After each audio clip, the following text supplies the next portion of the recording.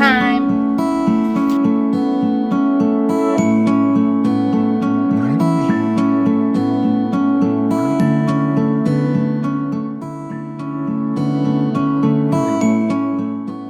Okay, this is how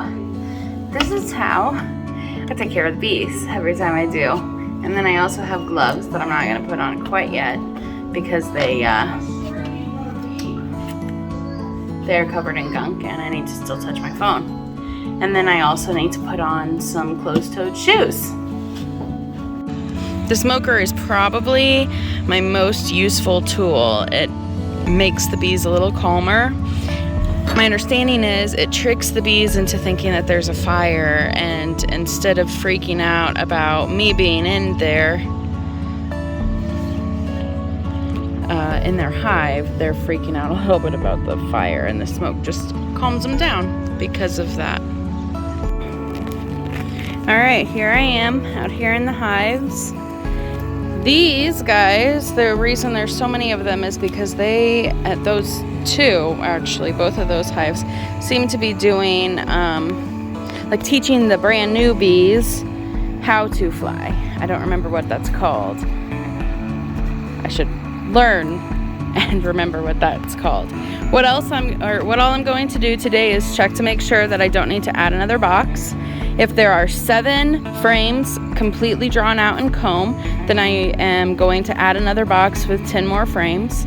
I'm going to take away the feeders because first of all, I don't have any sugar water currently that I want to put in with them. And second of all, and more significantly, there's plenty of flowering things everywhere.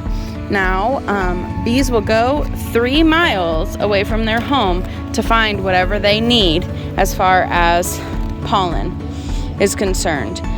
So I'm not worried about me not having enough for all of them at this point, because they will go 3 miles away, and we have tons of flowers on our property, which means other people have tons of flowers on theirs as well. So what I'm going to do is I'm going to start over here at this hive and work my way down, checking out, inspecting each one.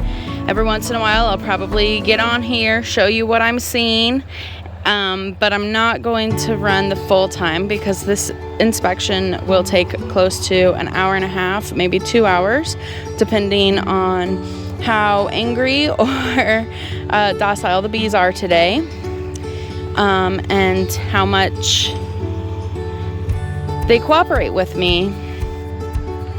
The other thing that I wanted to show you is, besides my smoker, which is doing its thing, I have this, I don't really know what it's called, but it grips the frames. I've never actually used it before. I usually just use my hands. The problem is with the gloves, my fingers are so fat, it's hard to grip them well. So I'm gonna try this out, test this out today. I have my bee brush. These bristles are very, very soft. So I can just gently brush the bees away whenever I need to move them to either look at comb or brood or honey, or whenever I'm putting on the tops of the hives, I can move them off of the tops so that they don't get smashed. And then this is a hive tool. So it has a little thumb or J hook that I can use to pry things up with. I can use both sides, both this one and this one, to pry things apart, because the bees will create a paste that keeps everything together. I'll show you that here whenever I get into this one. So let's go over here. We'll start with this one. Okay,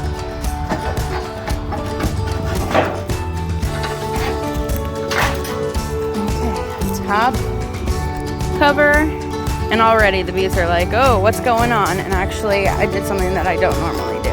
I forgot to smoke them in their entrance first. So that's what I'm gonna do now. It'll help create a little bit calmer of an environment for them inside their hive. I'm gonna smoke my hands so that they don't like my hands. And smoke my face. Alright. Now,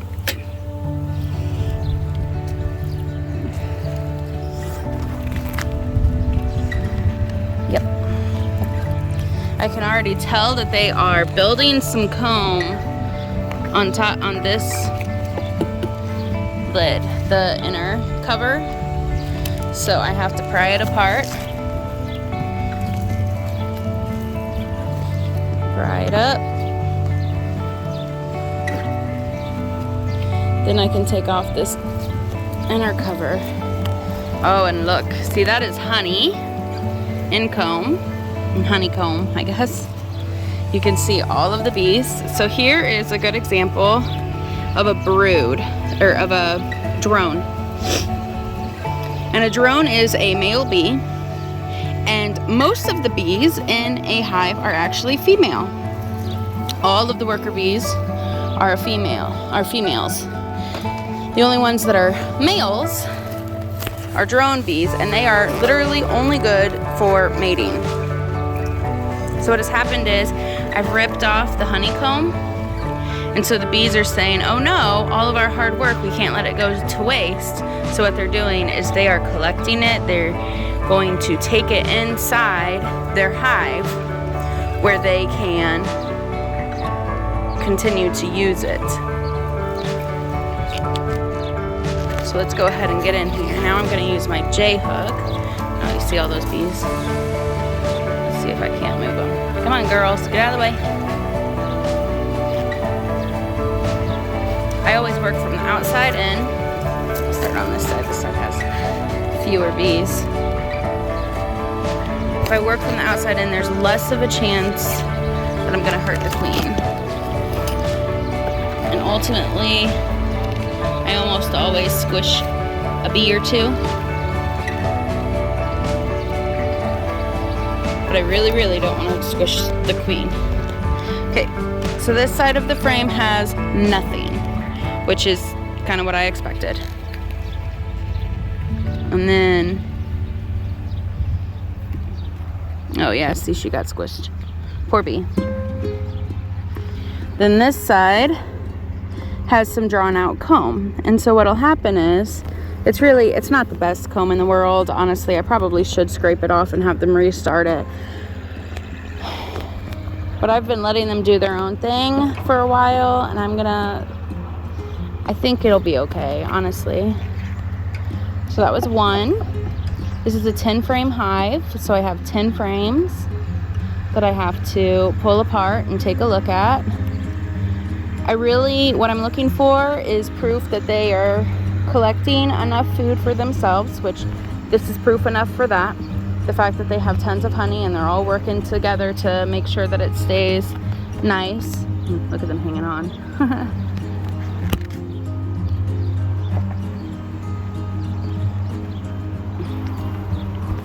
There's more bees.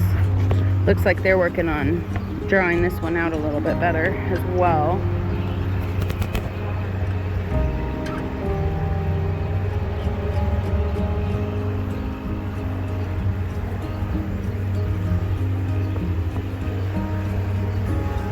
You can see a few of them are feeding each other and passing pollen and nectar onto another one. Now we can go this way. Move, girls.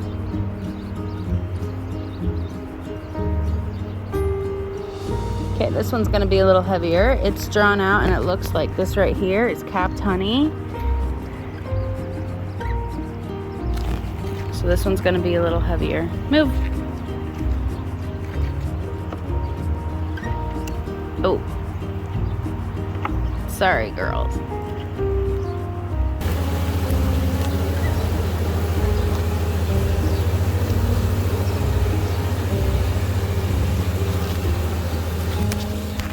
All right. So you can see here, this is uncapped honey, that shiny stuff in the comb. The drawn out comb is uncapped honey. And what these bees are going to be doing, and what they are doing, is they're working to cap it, because capping it is going to preserve it for the winter for them. You can see right here, this white looking stuff is actually capped honey. So this is all honey that they've already decided this is what we're going to preserve for winter. And then there's tons more drawn out comb here. So that's a really good frame.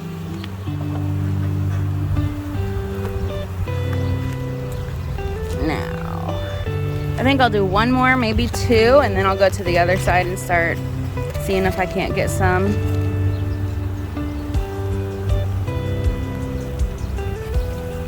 Oops. My hat. Okay, so here's what this one is. They're starting to draw this comb out a little bit more. I'm just gonna leave it in here because all this is drawn out comb a little bit, and I don't have any purpose to take that out. Like, I don't really need to see the drawn out comb necessarily.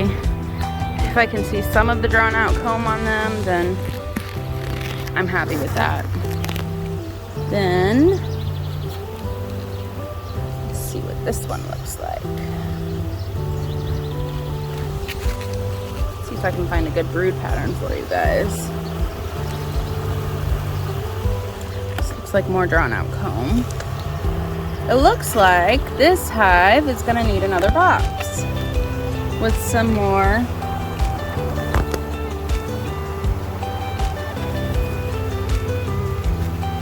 frames.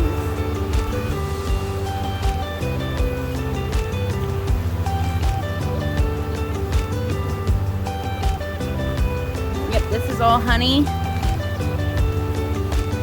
Capped and otherwise.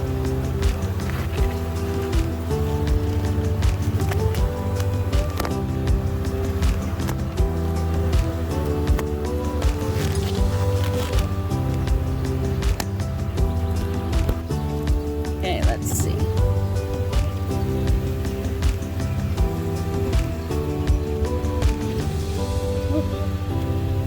They're stuck together. Let me pry that apart. Okay. And this is what I mean by I just grab it with my fingers. Here you go. This is all drawn out comb on both sides. I'm not seeing any brood so far, just honey.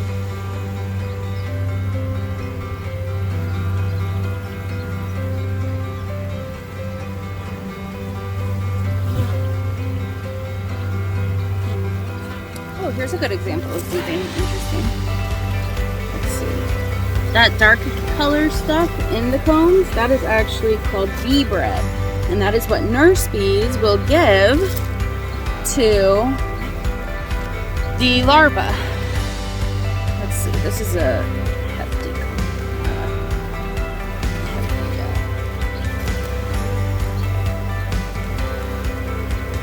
Oh, aha. Okay. Let me pick you up and show you kind of what I see right here. Okay. Here is all of this dark yellow capped stuff is actually brood. So what that means is it's baby bees. It's larva that's been capped off after it's grown to a certain point so that it can pupate and become a bee. This one doesn't have a great brood pattern, but it looks like maybe this is older brood, so I would imagine that most of this was filled out.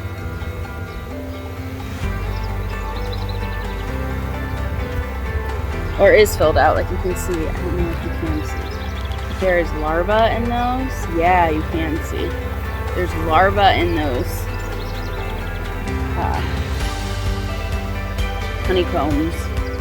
honeycomb spaces.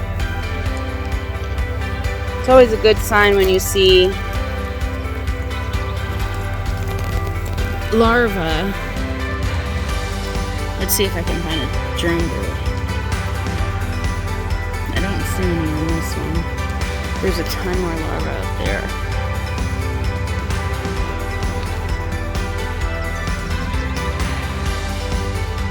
And then this is capped honey. Oh, this one is angry at me. I'm trying to tell the other girls to come get me.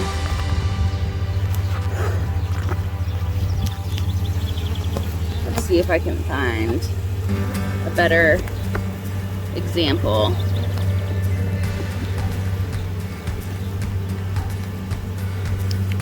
brood. Don't know if I will or not, but I sure will try. This is a little bit better. See how it's fuller? More of it is capped. That's a better example of it.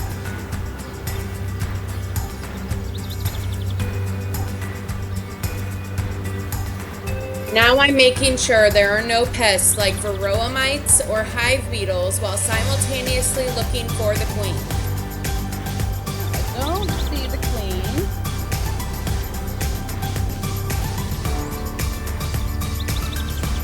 Not too worried about that though, because even if I can't see the queen, I know she's there because there's plenty of brood. Capped and otherwise. Plenty of capped brood and plenty of larvae.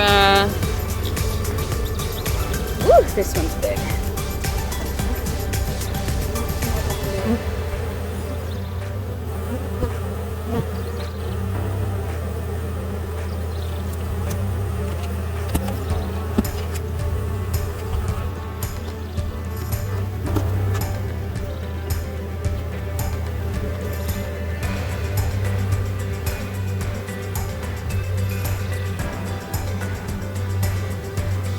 Okay, so I didn't see the queen, which is fine. I don't always see the queen.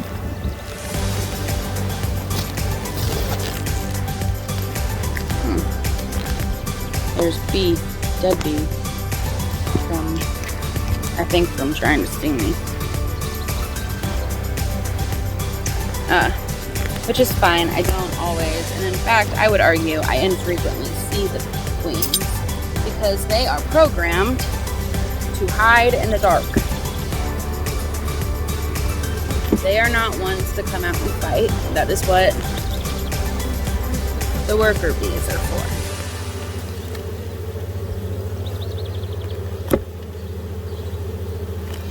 Here in a second,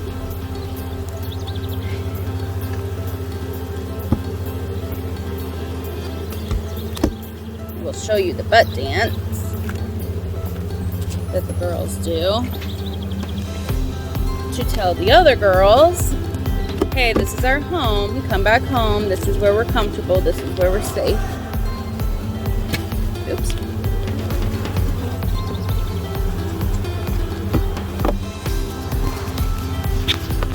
And I do have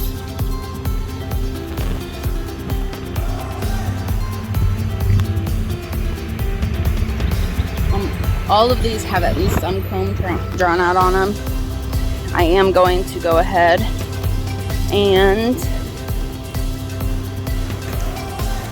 get a new box for them.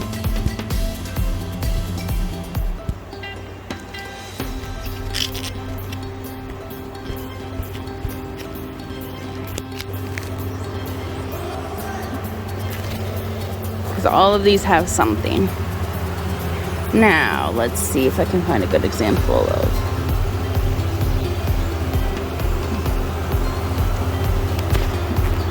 Just gonna scoop these guys in.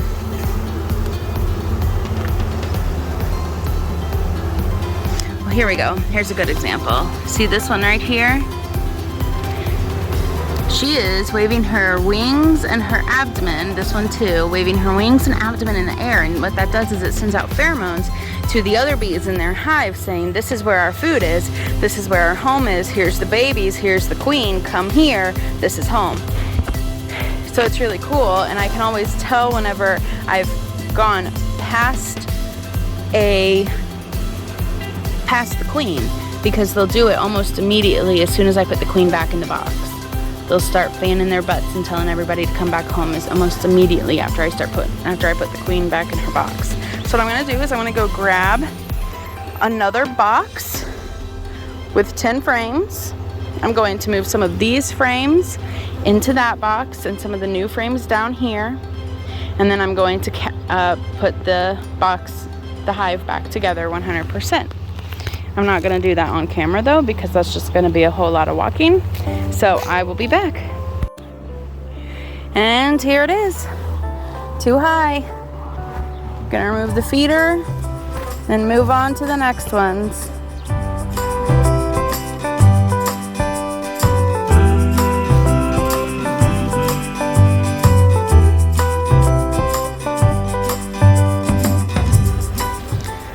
So you can see those that are on the ground right there are starting to climb up the bricks because all those girls are fanning their butts saying, come on home, come on home. I added another box to a second one. Those 3 did not need it, and these 2 did, so I added another box to this second one. And that is the girls marching into their new home. Well, halfway new home. The remodeled home, I guess.